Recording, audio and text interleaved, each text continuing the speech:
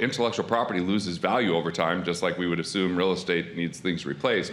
So you can amortize IP, especially if you enter a partnership and part of the consideration of that partnership is your intellectual property being contributed. The bottom line is if you're a sole proprietor, 400% higher chance of being audited than if you're incorporated.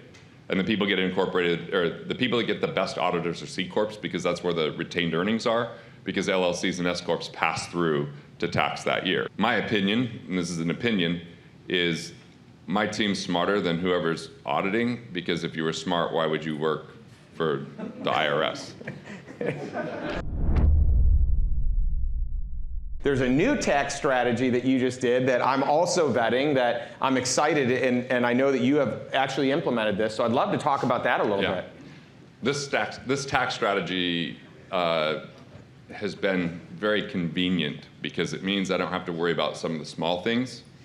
And we all know that you can depreciate real estate, which, by the way, if you're considered a real estate professional because of the number of hours, that's an amazing tax advantage. You guys probably talked about that yesterday, or opportunity zones. I try to leave out the real estate stuff because you know it better than I do. But we have intellectual property. I have 9 books. I have all this intellectual property. Well, intellectual property loses value over time, just like we would assume real estate needs things replaced.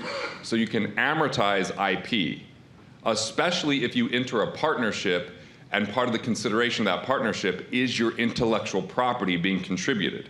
So I have an intellectual property company called Ripwater.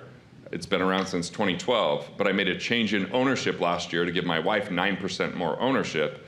And then we did a note where she has to buy into it, essentially, and now I get to amortize over 5 years. I basically get a negative K1 that's a big write-off every single year against any type of income. It's not exclusive to just ordinary income. And let me jump in real quick. Amortization would be the equivalent of depreciation. Right. So depreciation is for real assets and amortization is for intellectual property. But think of it the same way. And there's so many ways to evaluate intellectual property. And I've read all these documents, and so it's really like the hardest part of it is who can evaluate the intellectual property. And then you can amortize off of that and choose the timeline of how long that would be valuable or would no longer be useful. Yeah, I love it. And what a creative strategy that, I had never heard of this before. I've talked to the person that you're doing this with, the law firm that she's worked with that's been doing this for 20 years. So it's fascinating, all the strategies that exist with some creative thinking that actually tie into tax code, but they're never directly mentioned in the tax code because it's an innovation. It's something that didn't even exist when the tax code originated. Yeah, I don't know if the loophole will stay open, but the way that I finally decided to move forward with it is they would have to change the definition of intellectual property if they don't allow this. And I talked to an attorney who defended a client in court on the strategy that when they're getting audited for everything and signed off, everything was fine. It still deserves a little bit more vetting. I like to lead the way because I feel like if I got audited, I would welcome that audit. I've been audited twice, and this is the philosophy. I would never go to an audit. That's what the tax team's for. That should always be your rule. If you can't answer something, that's very suspicious, but if they can't answer something because they need to talk to you, that's very normal.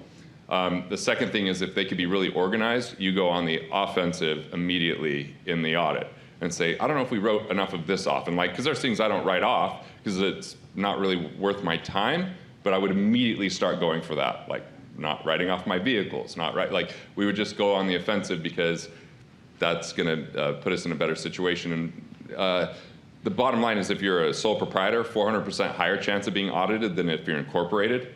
And the people get incorporated, or the people that get the best auditors are C Corps because that's where the retained earnings are, because LLCs and S Corps pass through to tax that year. So just give you kind of a sense of things. And my opinion, and this is an opinion, is my team's smarter than whoever's auditing, because if you were smart, why would you work for the IRS? Well, to get a gun, right? Yeah, you did. You used to get a gun. So, although I did once have this guy that after I spoke at an event, this woman reached out to her accountant saying, hey, I would like to start paying my kids. She says, where'd you hear this idea? Use my name. He said, I think he's more of a comedian than an expert.